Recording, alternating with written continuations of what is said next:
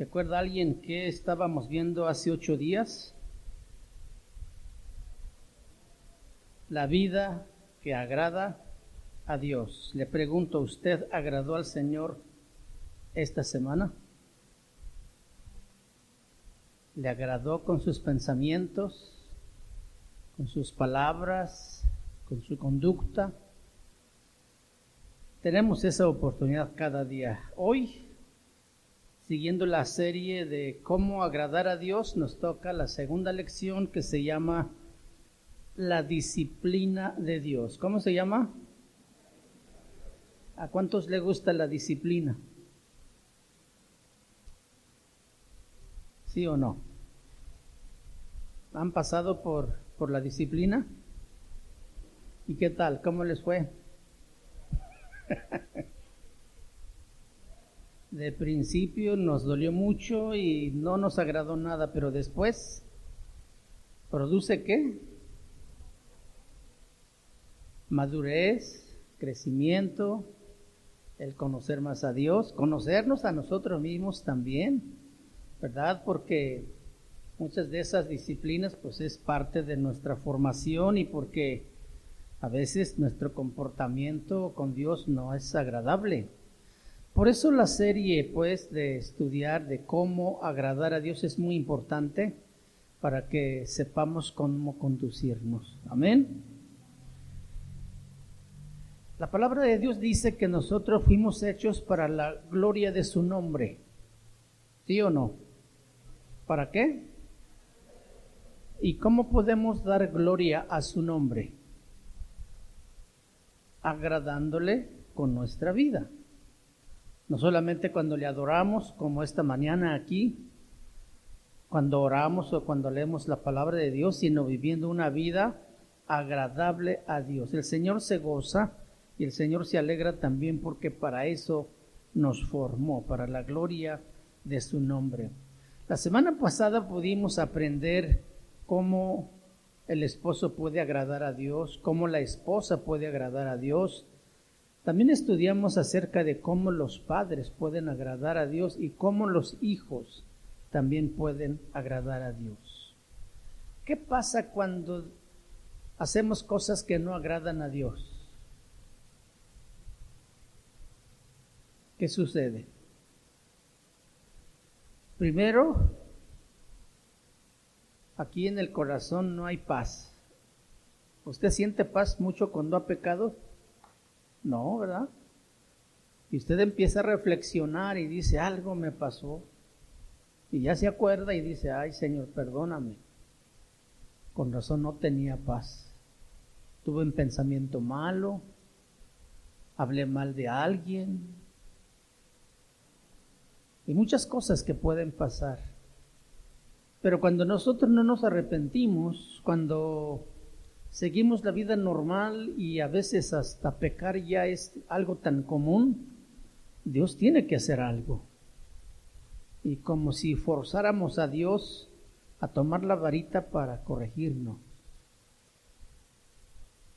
Pero a pesar de que la varita de Dios duela, hemos entendido o hemos aprendido que es porque nos ama.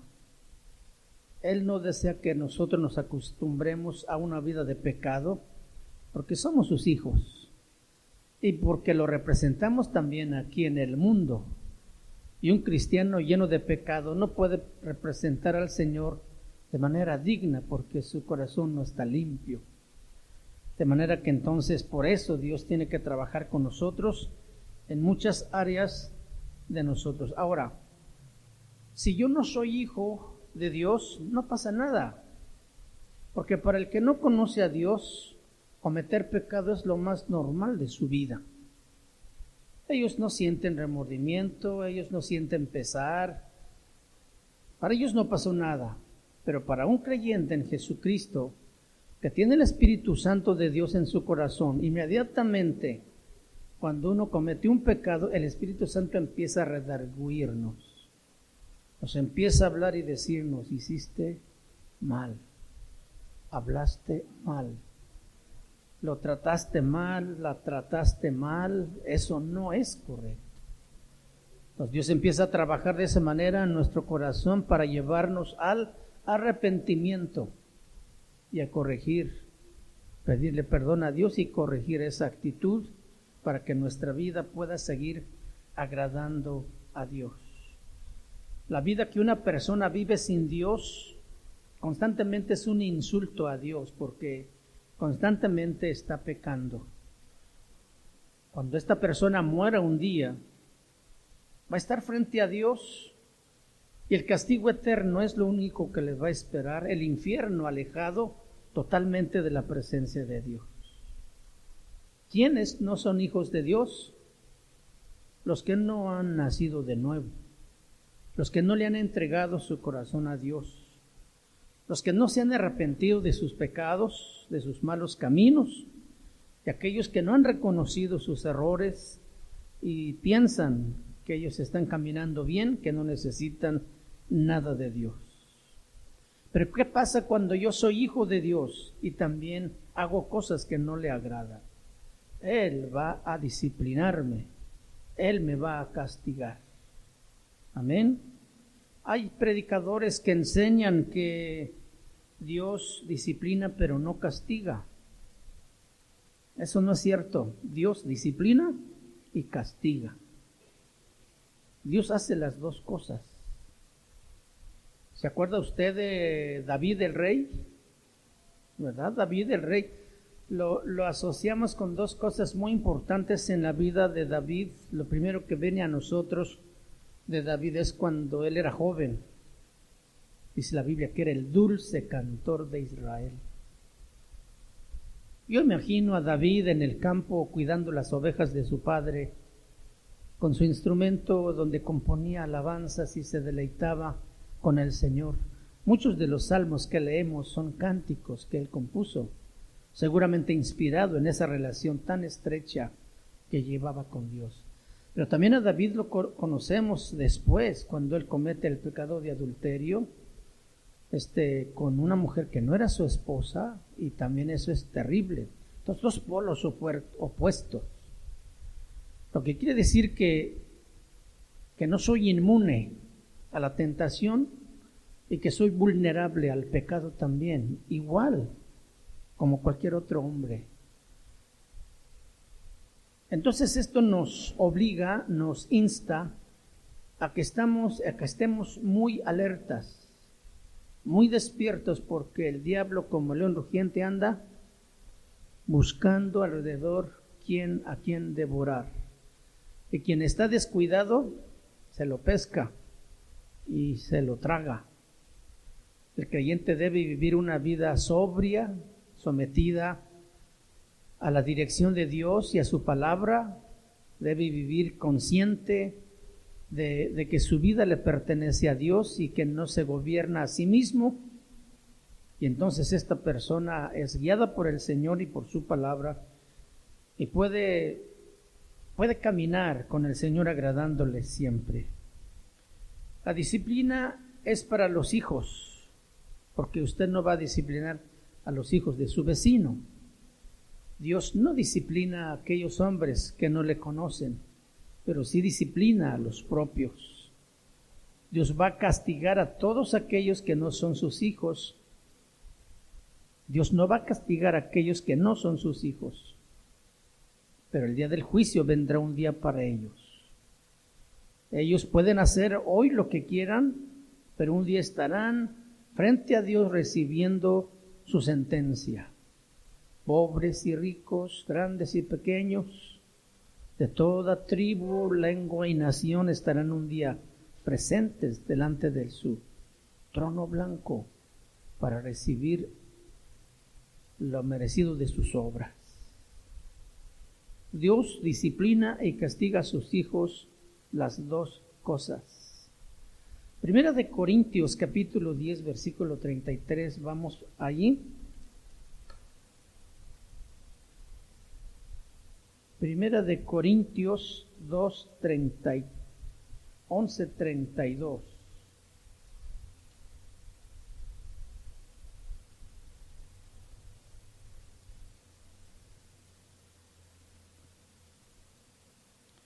mas siendo juzgados, ¿mas siendo qué? Juzgados, somos castigados por el Señor, para que no seamos condenados con el mundo. Mas siendo juzgados, somos castigados por el Señor, para que no seamos condenados. ¿Qué usted prefiere, castigado o condenado? Castigado, por supuesto. Aunque duela, aunque sea muy dura la disciplina o el castigo, es mucho mejor, muchísimo, no se puede comparar a ser condenados por el Señor. El castigo por un momento produce dolor, tristeza. La condenación es un sufrimiento eterno que no termina. Entonces, si Dios tiene hijos, los hijos no son tan buenos, se portan también mal sus hijos, y por eso Él también proveyó la disciplina para sus hijos. Somos castigados ¿por quién? Dice la palabra, por el Señor. El Señor mismo se encarga de aplicarnos ese castigo o esa disciplina, porque Él no quiere que nosotros seamos condenados. Él es un Padre amoroso que quiere que sus hijos caminen bien y que no caminen mal, porque Él sabe lo que viene después de cuando un corazón se obstina y se desvía hacia el pecado. La palabra castigar quiere decir entrenar. Nosotros tenemos la idea de castigar es lastimar, es tirar, es destruir. No, castigar quiere decir entrenar. Es como cuando usted entrena a un niño pequeño de pañales que ya empieza a crecer y usted tiene que enseñarle cuando tiene que ir al baño, ¿no? Usted le dice, hijo, avisa cuando tengas ganas de ir al baño. Y ya cuando él está avisando, pues tú tienes que correr con él al baño y ayudarle a aprender cómo sentarse en la taza, ¿verdad? Y después ya él solito se va. Todos pasamos por ese proceso. Es un periodo de entrenamiento. Entonces el castigo es eso precisamente. Nosotros hemos puesto en nuestra mente el castigo como algo que destruye, algo que hiere, algo que produce profundas heridas. El castigo es entrenamiento, es disciplinar, es educar, es corregir y también es enseñar. ¿Castigar qué es? Entrenar, disciplinar, educar, corregir y enseñar. Entonces es bien para nosotros cuando somos castigados por el Señor, porque nos está entrenando, nos está disciplinando, nos está corrigiendo, nos está enseñando y nos está educando, ¿verdad? El propósito y el objetivo con todo esto es que aprendamos a agradarle, que aprendamos a vivir vidas que agraden al Señor. No es un castigo de condenación como el que van a recibir los que no son creyentes. Este es un castigo para aprender, para ser instruido, para que seamos educados y corregidos. Vamos al libro de Proverbios capítulo 12.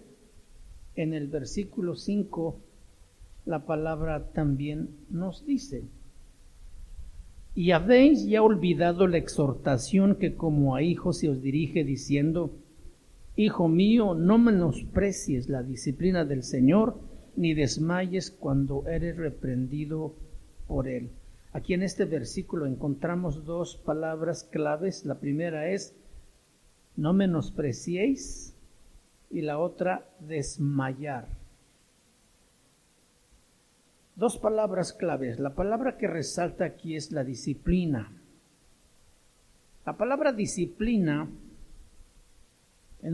viene en una palabra hebrea que dice castigar precisamente. Entonces disciplina y castigar es lo mismo. Pero disciplina también da la idea de tutoría, de educación, de entrenamiento, de corrección, de instruir. Proverbios 22:6 dice: instruye al niño en su carrera. Instruye, entrena, enseña, disciplina, corrige, educa. Instruye al niño en su camino. La otra palabra que se parece mucho a instruir se llama pedagogía, que es muy común y conocido también, que es la ciencia que estudia el arte de educar. Entonces, la disciplina y castigo, el propósito es que tengamos una vida agradable a Dios, porque es un entrenamiento. Dios nos disciplina cuando algo le desagrada, cuando hacemos cosas que no están bien. Él inmediatamente toma la instrucción, la educación, la enseñanza, la disciplina. Un boxeador, por ejemplo, pasa mucho tiempo entrenando, acondicionando su cuerpo para el gran día de la pelea. Y esa noche, si el boxeador llegó óptimamente preparado, puede acabar la tarea en unos minutos. Pero le llevó meses y meses y meses de entrenamiento. El creyente también lleva tiempo en este proceso de entrenamiento. A veces el descuido nos lleva a ignorar lo que Dios nos está diciendo y a veces echamos a perder en un minuto lo que habíamos construido con el entrenamiento. Nos debemos cuidar mucho bien eso. Entonces la disciplina es una educación. Nos va a dirigir, nos va a encaminar hacia una vida que agrada a Dios. También es corrección. La palabra corregir quiere decir arreglar algo que está mal.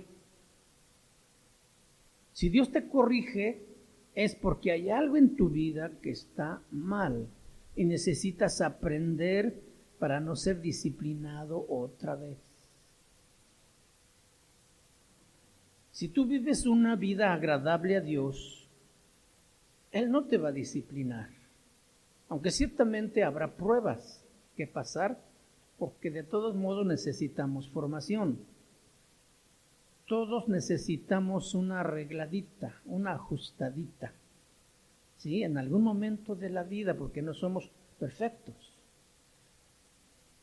Entonces Dios va a corregirnos, Dios va a disciplinarnos y nos va a enseñar. Si nosotros no entendemos lo que Dios está haciendo, podemos reclamarle, decirle: Señor, ¿por qué yo? La respuesta es muy sencilla: porque no has aprendido la lección. Señor, ¿por qué otra vez yo? Pues porque no has aprendido la lección. Y Dios no va a parar hasta que tú estés dispuesto a aprender. ¿Por qué? Porque Él te ama, porque eres su hijo. Él no puede dejar crecer un árbol torcido. Él tiene que enderezarlo para que seamos útiles para Él y para que seamos para la gloria de su nombre. Si es necesario, Él va a agarrar el martillo y va a empezar a golpear el clavo exactamente para dejar bien fijo esas dos piezas. El clavo se va a enojar porque no vive el martillo sino para golpearlo. Pero lo que no sabe el clavo es quién maneja el martillo. Podría guardar resentimiento contra el martillo, pero el martillo no se maneja solo. Es Dios quien está manejando. Él es quien escoge cuál es el siguiente clavo que va a golpear, que va a clavar. Pero también Dios puede agarrar la lima para rebajar un borde y en mordiscos dolorosísimos moldea nuestra vida para que encaje exactamente a los propósitos de Dios. O si es necesario, va a prender el horno al máximo para que toda la basura se queme y el oro quede más purificado. Dios no va a agotar herramientas para instruirnos, para enseñarnos, para disciplinarnos, para corregirnos. Y muchas veces nosotros determinamos no solamente el tiempo que dure la prueba o la disciplina, sino el tipo de instrumento que Dios vaya a usar. Mientras más duros de corazón somos, pues Él va a tener que aplicar mayor fuerza, mayor trato, mayor aflicción. Entonces, ¿por qué llegar al extremo de provocar a Dios a que Él tenga que estar sobre nosotros? Si podemos facilitar el trabajo poniendo un corazón dispuesto a aprender y decir, sí, Señor, como tú digas, como dice tu palabra, como hemos sido enseñados, Señor, quiero caminar rectamente. Dios dice, adelante, ya aprendiste. De pronto nos encontramos allá con otra prueba más difícil que esta, y Él sigue trabajando con nosotros. Otra vez agarra la herramienta y otra vez. Por eso es que disciplina da la idea de tutoría, que quiere decir que nos va a acompañar todo el trayecto de nuestra vida. O sea, Dios no va a terminar su obra hasta que llegue al final, hasta que Él venga o nos llame a su presencia. Estando persuadidos de esto, ¿qué dice el versículo? Que el que empezó la obra, un día la va a perfeccionar, o la va a perfeccionar en el día de Jesucristo. Entonces quiere decir que todos nosotros estamos en un proceso de entrenamiento, de disciplina, de enseñanza, de corrección, de instrucción, de educación. No nos debe extrañar, no nos debe tomar de sorpresa porque Dios sabe perfectamente lo que está haciendo con nosotros y en nosotros. Entonces, ¿para qué decirle, por qué, Señor? ¿O por qué yo? Mejor dile, Señor, ¿cuál es la lección que debo aprender? ¿Qué debo aprender, Señor? Esa sería la mejor forma de enfrentar las correcciones y las disciplinas del Señor. Puedes a lo mejor tú conocer creyentes que no aprenden y se la pasan de prueba en prueba, de disciplina en disciplina.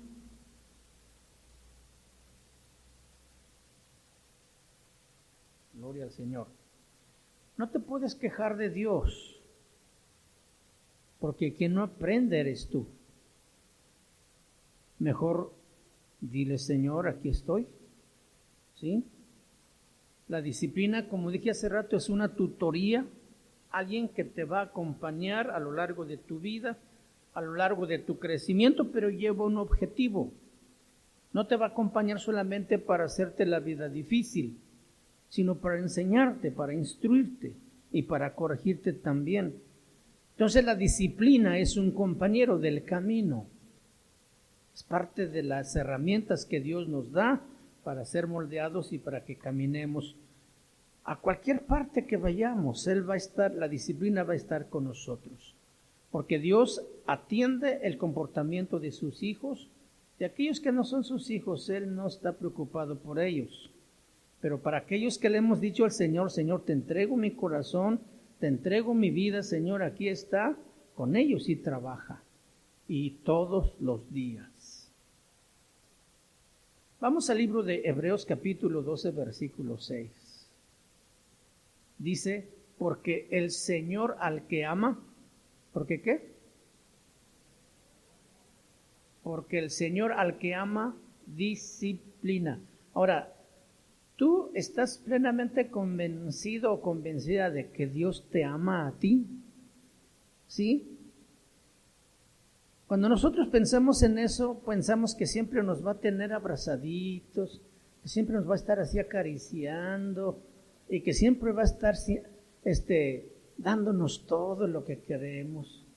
No, parte del amor de Dios también es la disciplina, es el azote, es la corrección.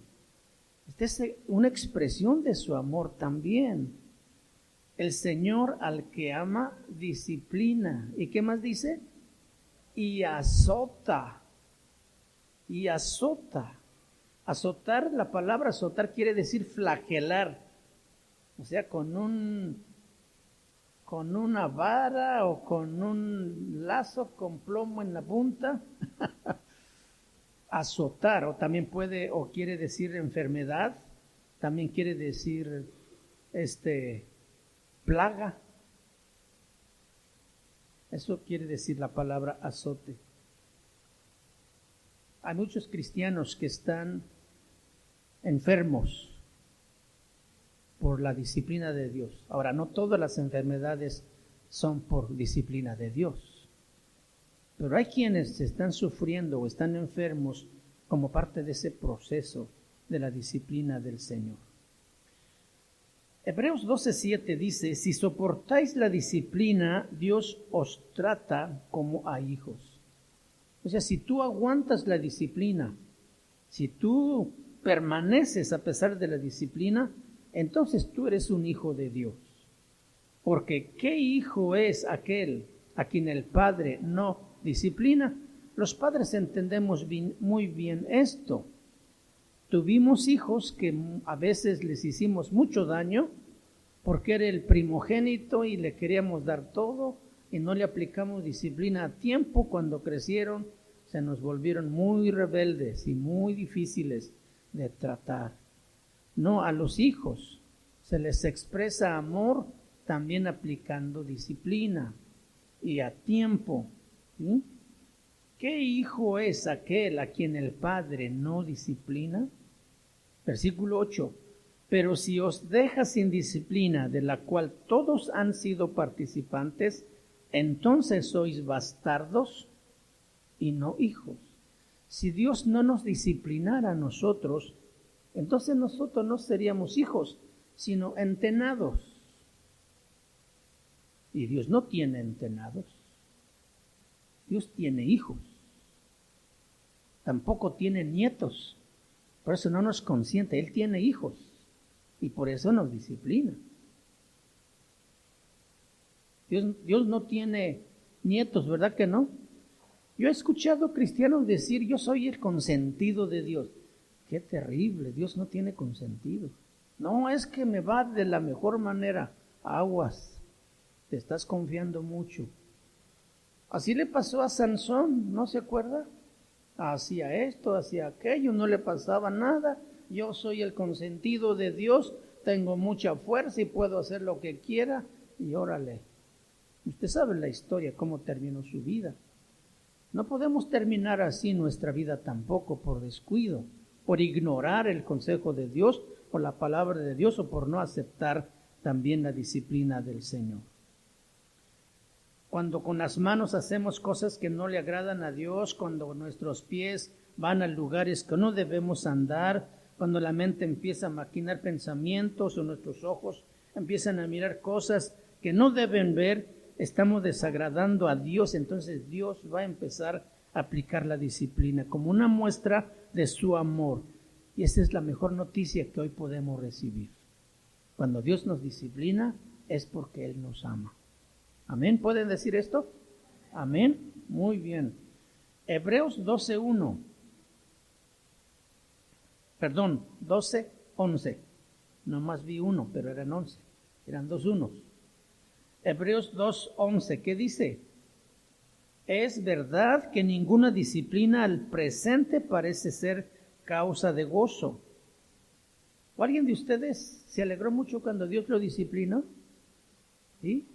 Ay, gracias Señor porque tengo mucha temperatura. Te alabo, Señor. No, sufrimos.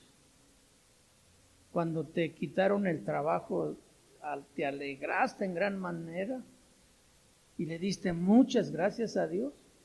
No, no se puede, se sufre. ¿Y ahora qué vamos a hacer? Bueno, se nos cerró el mundo por un ratito. Dios nos da luz para entender que es Él que está moviendo las cosas y que Él nos va a abrir otra puerta. Amén. Cuando el Señor cierra una puerta es porque va a abrir otra.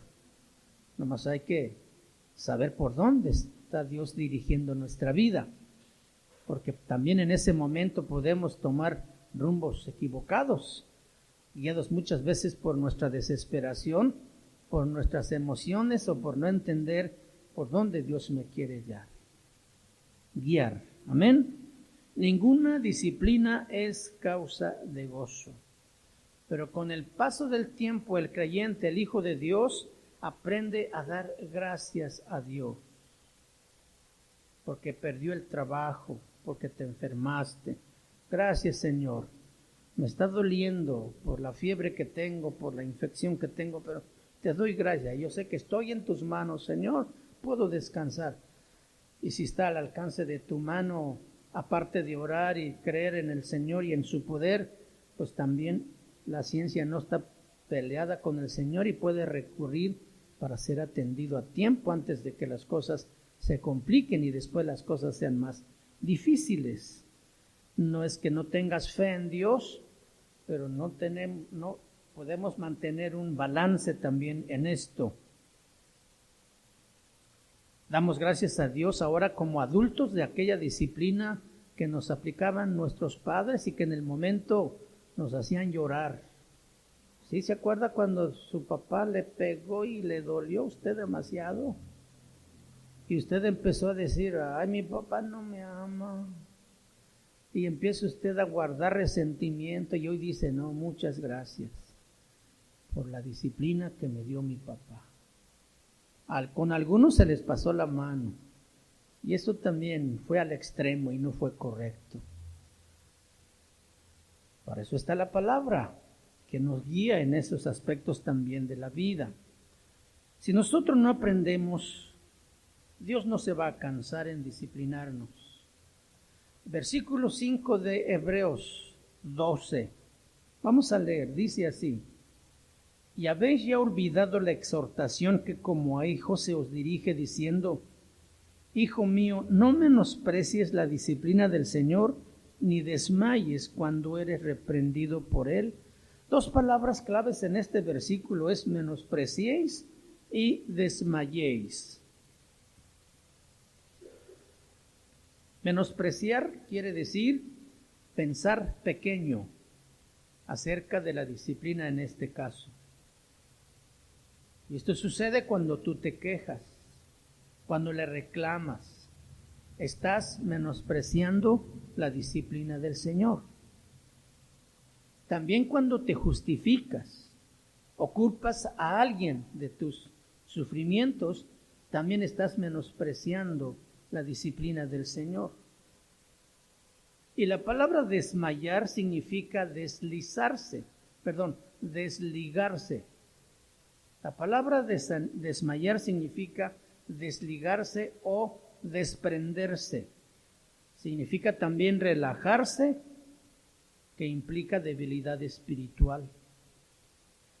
Hay cristianos, hay hermanos que cuando viene la disciplina del Señor se desligan de la iglesia, se van de la iglesia. Dicen, no, esto ya no me gustó, no es justo lo que me hicieron. Y empiezan a justificarse, están menospreciando la disciplina del Señor. Y desmayan cuando se alejan, se desligan de la iglesia. Si ellos son hijos, Dios los va a tratar aunque sea de una oreja.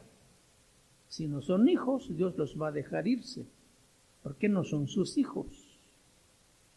Lo mejor sería que todos los que estamos aquí seamos hijos, aunque en verdad nos duela la disciplina que nos aplica el Padre, porque seguramente nos está queriendo instruir, nos está queriendo enseñar. Él sabe perfectamente qué áreas de nuestra vida necesitan ser tratadas, necesitan ser entrenadas, necesitan ser enseñadas, y por eso nos aplica la disciplina. No debemos menospreciar esa disciplina del Señor. En el Salmo número 73, vamos para allá, Salmo 73, encontramos a un levita llamado Asaf. era un hombre de que dirigía la alabanza en la iglesia. Salmo 73, 1. Fíjense lo que le pasa a este hermano, al hermano Asaf, director de alabanza, cantor del Señor. Dice, ciertamente es bueno Dios con Israel, para con los limpios de corazón. Dice, en cuanto a mí, casi se deslizaron mis pies, por poco resbalaron mis pasos, porque tuve envidia de los arrogantes, viendo la prosperidad de los impíos. O sea, aquí como que Asaf está diciendo, Señor, aquellos que se portan mal, aquellos que no te agradan, les va bien. Y yo que te estoy sirviendo, yo que me estoy esforzando, me pasa toda clase de males. Y por eso él dice, por poco tuve envidia de los arrogantes, viendo la prosperidad de ellos. Ellos son prosperados y yo tengo carencias. Dice, porque no tienen congojas por su muerte. O sea, viven tan tranquilos, tan cómodos, tan prósperos, que ni siquiera están pensando en la muerte. Cuando yo, en mi necesidad, problema y escasez, ya estoy pensando cómo voy a vivir y cómo voy a morir. Ellos que son impíos y pecadores les va bien, yo que me estoy esforzando me va mal. Y está aquí tratando Asaf de entender lo que está pasando. No pasan trabajos como los otros mortales, ni son azotados como los demás hombres. Por tanto, dice, la soberbia los corona, se cubren de vestidos de violencia, los ojos se les saltan de gordura, o sea que están bien bendecidos.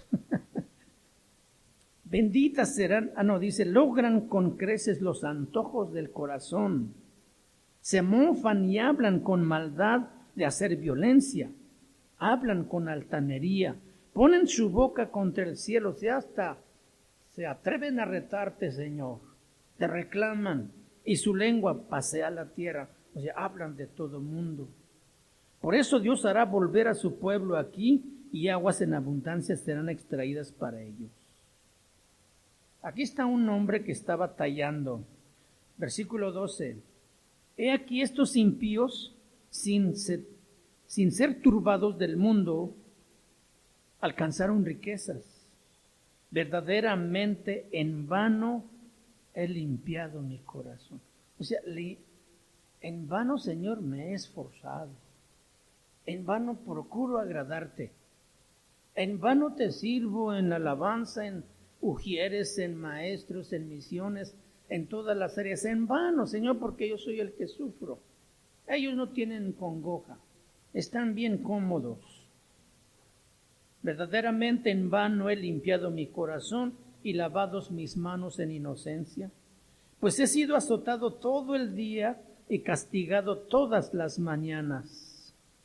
Si dijera yo, hablaré como ellos, o sea, si me dan ganas de mejor portarme como ellos también, para que también a mí me vaya bien. Si dijera yo, hablaré como ellos, he aquí, a la generación de tus hijos engañaría. Cuando pensé para saber esto, fue duro trabajo para mí, hasta que entrando en el santuario de Dios, comprendí el fin de ellos. Ciertamente has puesto en deslizaderos, en asolamientos los harás caer, como han sido asolados de repente, perecieron, se consumieron de errores, como sueño del que despierta. Así, Señor, cuando despertares, menospreciarás su apariencia. O sea, está diciendo Asaf, todo lo que yo veo pues es pura apariencia, no es real. Porque si ellos tienen prosperidad y están bien, de su corazón están vacíos. Entonces, nunca yo hable como ellos. Nunca anhele yo ser como ellos. ¿Por qué? Está hablando un verdadero hijo de Dios, que ama a Dios. y que aunque ha sido azotado todos los días, de todas las mañanas castigado, él sabe que Dios está en trato con él. Hermanos, de repente nos pueden venir ataques del enemigo, porque cuando nosotros decidimos vivir para Dios, para agradarle, el primero que no le va a gustar es a Él. Él no quiere que nosotros vivamos bien para Dios. Él quiere que le estemos ofendiendo cada rato y se alegra cuando nos ve pecar el diablo y nos va a acusar delante del Padre. Ese es su gusto. Entonces nosotros no podemos darle gusto al diablo. Tenemos que entender que somos hijos de Dios y que si le fallo, tengo que reconocer de inmediato y arreglar con Dios ese asunto para que el diablo no tenga regocijo en lo que está haciendo en mi vida. Aquí está Asaf, en cierta manera analizando su vida, todo lo que ha vivido y cómo lo ha hecho. Seguro él había entendido que Dios lo había escogido para esa tarea, para ese trabajo, para ese servicio, pero vio que a aquellos que eran malos les iba bien y a él no le estaba yendo tan bien porque era castigado por Dios. Pero miren, al final, ¿quién es el que prevalece? El Hijo de Dios. No así los malos, porque ellos un día van a terminar. Entonces, ¿vale la pena ser castigados y disciplinados por Dios? Aunque nos duela, aunque nos duela.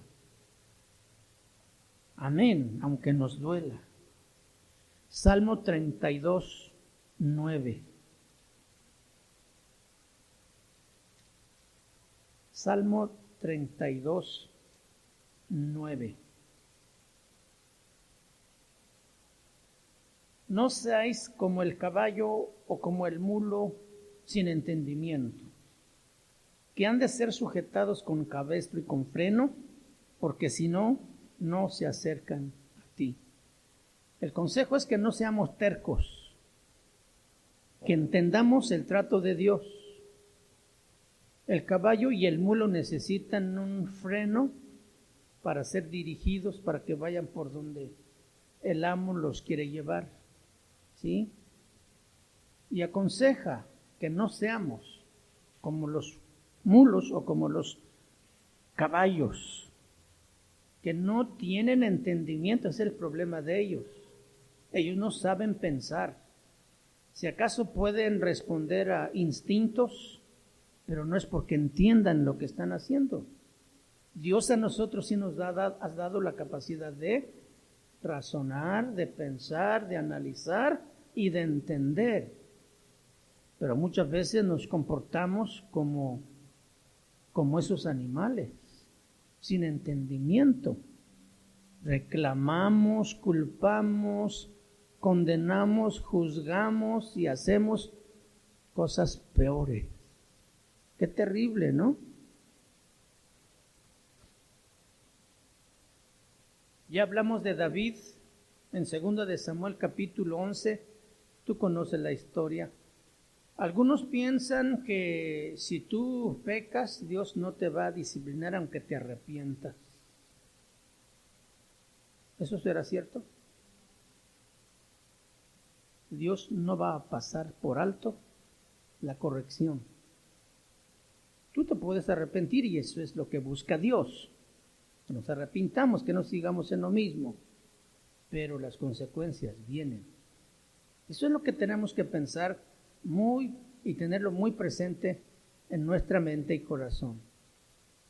Dios va a tratar con nuestra vida en esos actos con los que le hemos desagradado. David allí en el tiempo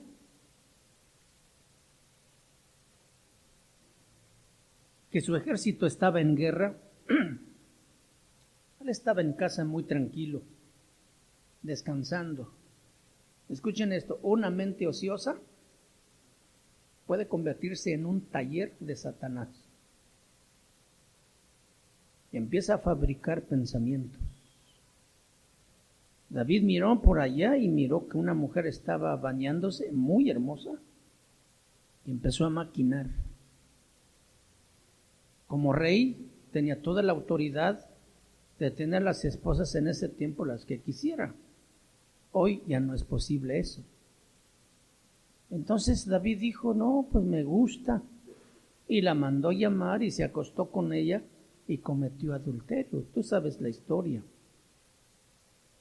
Enterándose David de que estaba Betsabé embarazada, y dice, ¿y ahora qué hago? Yo soy el rey. Bueno, no hay problema, yo soy el rey. Pero no, David era un hijo de Dios y empezó el Espíritu Santo a redarguirlo. A diferencia del que no es hijo de Dios, peca y no siente que hizo mal. Pero el hijo de Dios reacciona y dice, hice mal. ¿Cómo lo remedio? David no solamente cometió adulterio, sino que empezó a urdir un plan para eliminar a Urías, el esposo de Betsabé. Pero lo primero que hizo fue tratar de cubrir su falta, llamando a Urías venir de la batalla, al pretexto de conocer cómo estaba el estado de la guerra. Pero el plan era, ve a tu casa, descansa en tu casa, duerme con tu esposa, ten intimidad y pues no se va a notar que es mi hijo, sino que es tu hijo porque tuviste intimidad con ella en este corto tiempo. ¿Qué hace Urías? Él sale del palacio y no se quiere ir a su casa. ¿Por qué? Porque él recordó a su gente arriesgando su vida en el campo de batalla y dice, ¿cómo yo voy a estar en mi casa tan feliz, tan cómodo, durmiendo con mi esposa mientras que mis hermanos están en peligro y en guerra? Él dice que se quedó con los sirvientes, allí se quedó afuera del palacio. David al otro día le manda un presente, ¿sí? Y dice, ve a tu casa a descansar. Y Urías no se va. Luego manda una carta a Joab, el capitán del ejército de Israel, y le dice, ponlo en lo más duro de la batalla para que lo mate. Y como Urías era de los valientes de David que no se echan para atrás, estuvo allí donde lo pusieron y allí dio su vida. Poquito después llega el profeta Natán a visitar a David y le dice, oye David, quiero contarte una historia. Había un hombre que tiene mucho ganado y también otro que tiene solamente un corderito.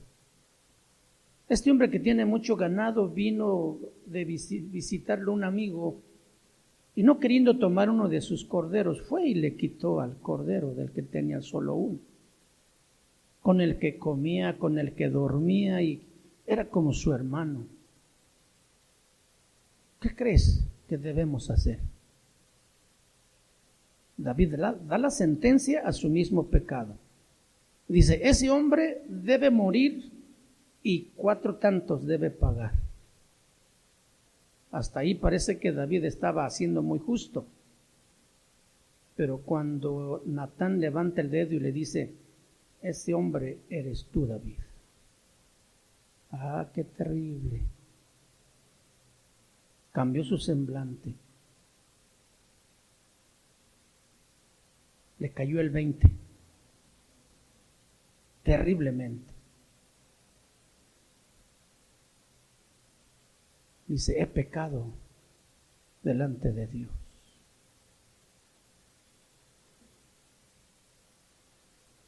Segunda de Samuel,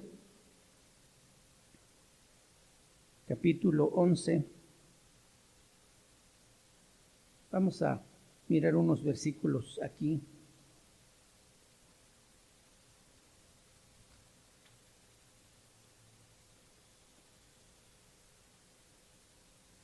Vamos al capítulo 12, donde ya está Natán confrontando a David con su pecado.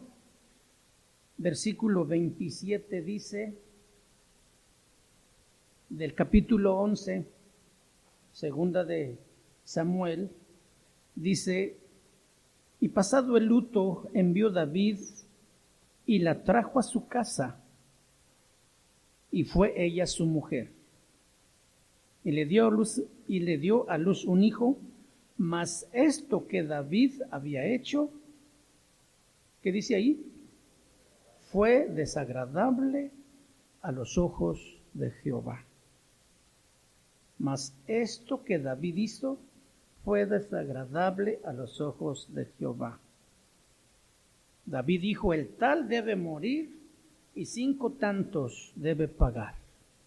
Bueno, él se arrepintió y no murió. Salmo 51 habla de ese tiempo de arrepentimiento del rey David, porque también él era hijo de Dios.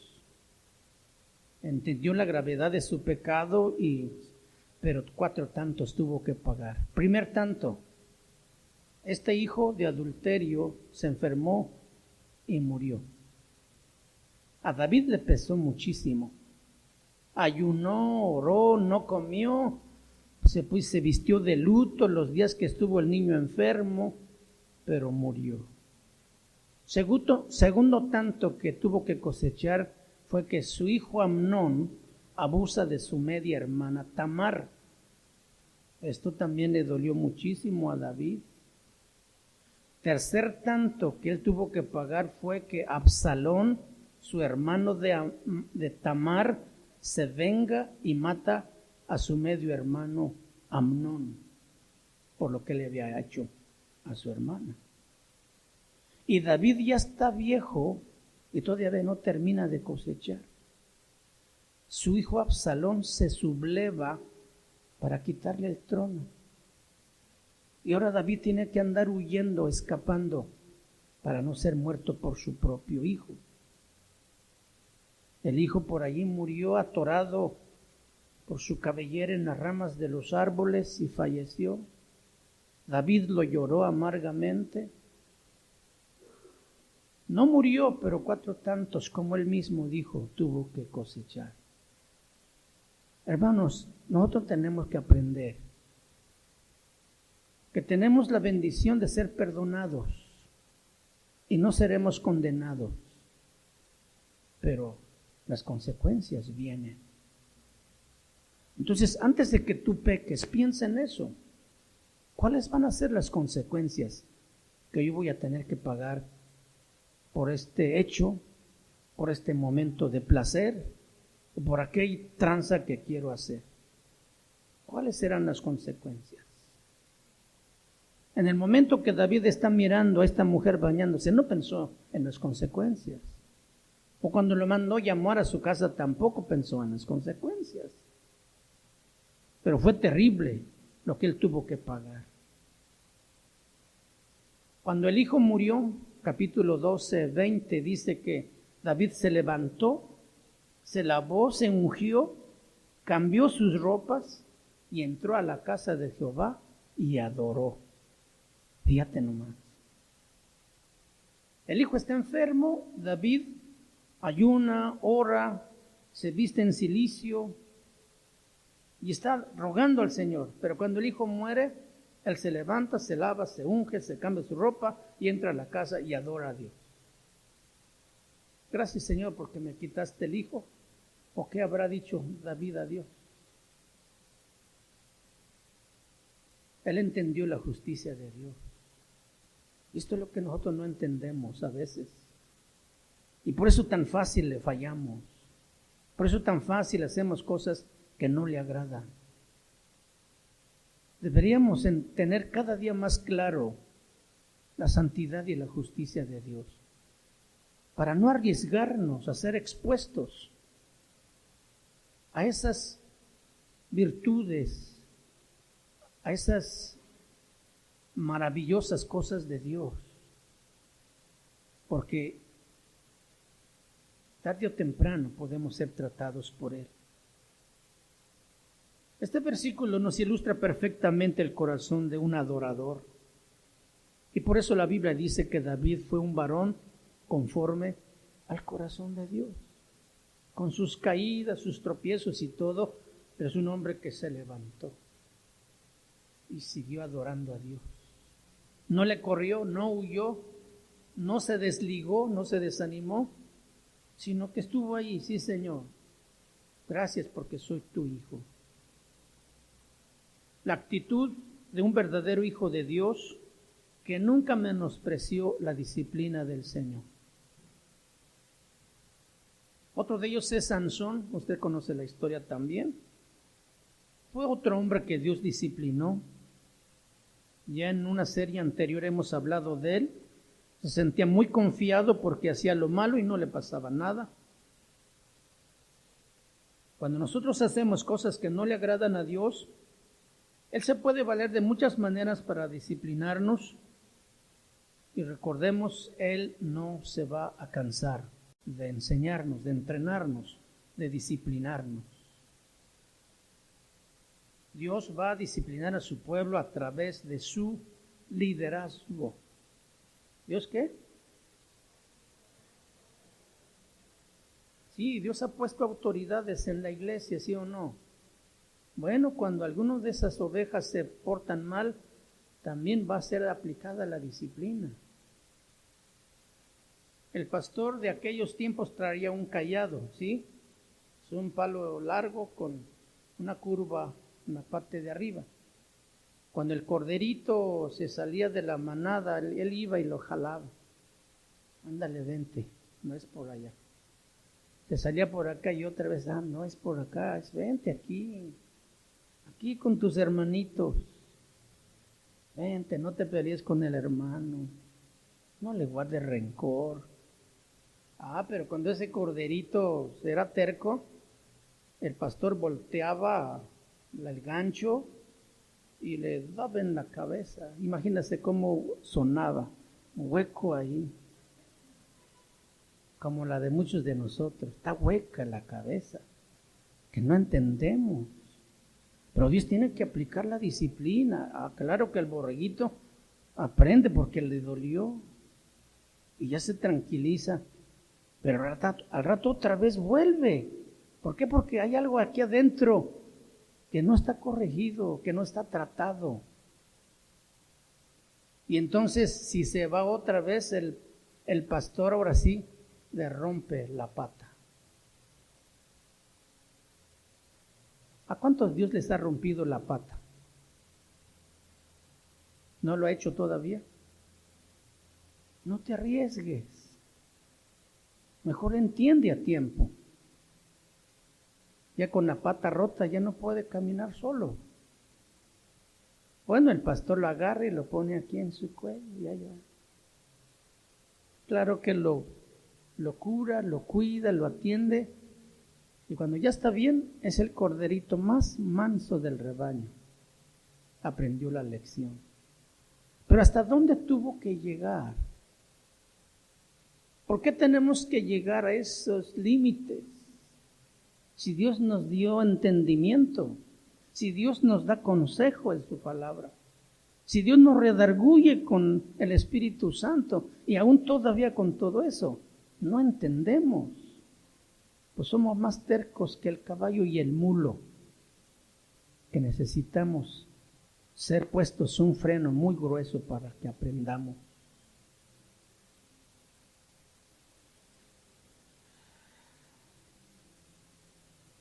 ¿Por qué nos disciplina Dios? Porque hacemos cosas que no le agradan, ¿sí? Nosotros los pastores no estamos exentos tampoco de ese trato con Dios, ¿sí? No somos infalibles. No es cierto que nosotros estamos más cerca de Dios como algunos nos han dicho. Hermano, ora por mí, tú que estás más cerca de Dios.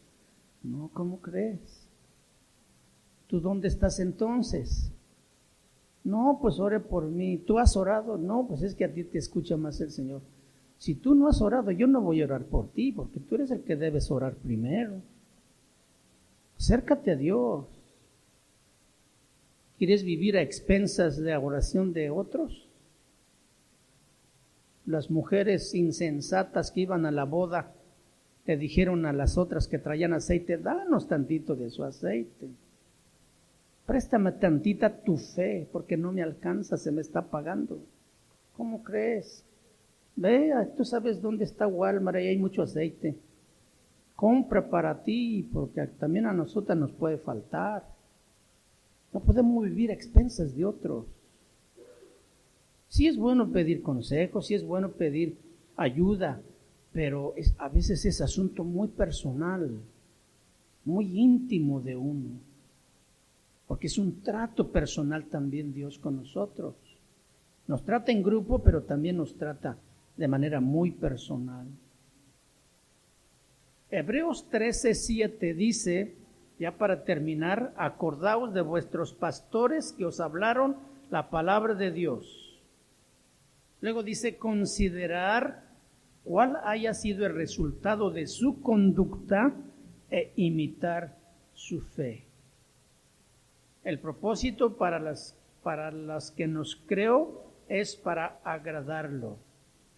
Nos quiere enseñar por medio de la disciplina para que seamos más como hijos suyos, como su Hijo Jesucristo.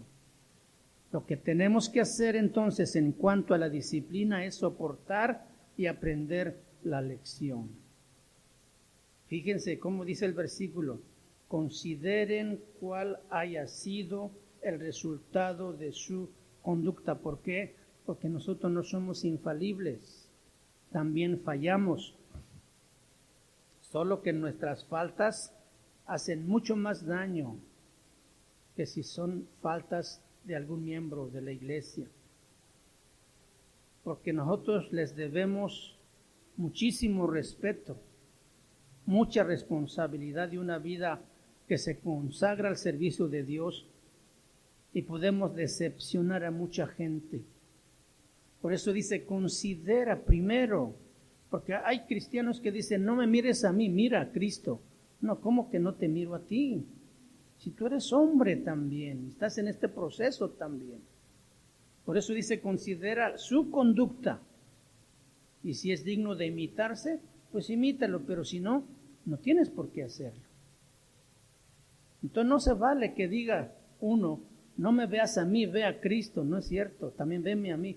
Pablo dijo, sean imitadores de mí, así como yo soy de Cristo. No estamos exentos, hermanos. También yo necesito de la ayuda de ustedes. Como ustedes necesiten nuestras oraciones, nosotros también necesitamos mucho de sus oraciones. Si podemos caminar juntos así, unos con otros, ayudándonos, soportándonos, animándonos, seguramente vamos a llegar muy lejos. Porque no somos miembros aislados. Estamos integrados a una familia que se llama iglesia y de la que el Señor Jesús es la cabeza. Es quien dirige y su palabra nos enseña. Qué bonito, ¿no? Quiero andar como es digno de ti. ¿Cuántos quieren andar como es digno del Señor? ¿Quisieran hacerlo con una conducta intachable, agradándole en todo al Señor, viviendo para Él? No hay mejor manera que decirle entonces, Señor, disciplíname si es necesario. Yo quiero aprender, quiero avanzar, no me quiero estancar, no quiero ser tampoco tropiezo para nadie, Señor. Y seguramente Dios nos va a ayudar y va a estar con nosotros.